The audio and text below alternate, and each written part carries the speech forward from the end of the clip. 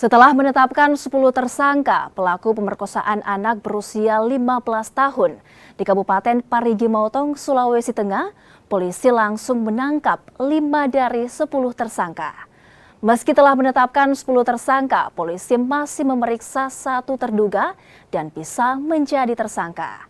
Sementara itu, korban dalam kondisi trauma dan masih dalam perawatan medis dan pendampingan. Pihak kepolisian pun akan melakukan penangkapan pada 5 tersangka lainnya. Baik saksi korban, kemudian orang tua dan juga teman-teman di seputaran korban sebanyak 10 orang. Sehingga kemarin kita sudah sepakat dari penyidik untuk menetapkan 10 tersangka. Dan ada 1 tersangka yang masih kita lakukan pendalaman, ya, karena baru berdasarkan pengakuan daripada korban.